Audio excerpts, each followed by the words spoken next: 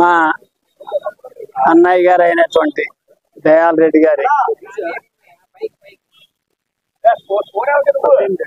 18వ వర్ధంతి కార్యక్రమాన్ని అతను విగ్రహం దగ్గర ఈ రోజు ఘనంగా అతనికి నివాళులు అర్పించి పరలోకంలో ఉన్నటువంటి అతని ఆత్మకి శాంతి చేకూరాలనే ఉద్దేశంతో ప్రతి సంవత్సరం కూడా వాళ్ళ కుటుంబ సభ్యులు, కొడుకులు, మనవలు, మనవరాలు, భార్య, అన్నదమ్ములు అందరూ కూడా, బంధువులు అందరూ కూడా పెదగంటాడు గాజువాక మండలాలు ఈ నియోజకవర్గంలో ఉన్నటువంటి వాళ్ళే కాకుండా పక్క నియోజకవర్గాల్లో ఉన్నటువంటి వారికి కూడా టౌన్ నుంచి కూడా చాలా మంది పెద్దలు వచ్చి అతను ఘనంగా నివాళులు అర్పించడానికి కారణం దయగల హృదయం గల వ్యక్తి దయాల్ రెడ్డి గారు.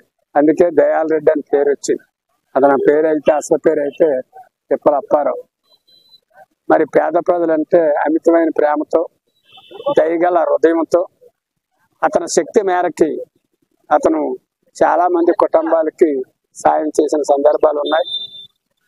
వ్యాపారం రీత్యా ఉన్నప్పుడు ఆ వ్యాపారంలో అట్టడుగున్నటువంటి వర్గాలకి వ్యాపారం రీత్యా గోడాలకి బెనిఫిట్ పొందే విధంగా సాయం చేశాడు.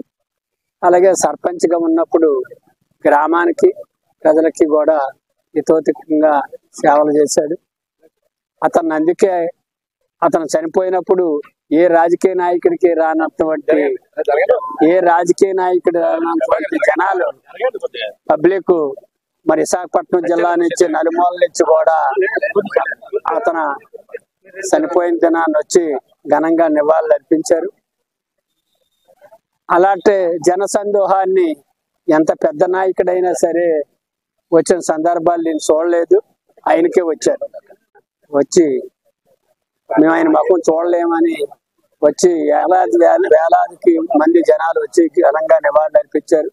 నాటి నుంచి నేటి వరకు కూడా అతనికి మరి స్మరించుకోవడం అనేది ఆనవాయితీగా వస్తుంది కనుక కుటుంబ సభ్యులు, కొడుకులు కానీ, కూతుళ్ళు కానీ, అల్లుళ్ళు కానీ, అలాగే మనవలు, మనవరాళ్ళు, సతీమణి మా వదిన గారి అమ్మాయి ఎర్రయ్యమ్మ గారితో సహా మేమందరం కుటుంబ సభ్యులు అందరం కూడా అతను ఘనంగా నివాళులు అర్పించడం జరుగుతుంది.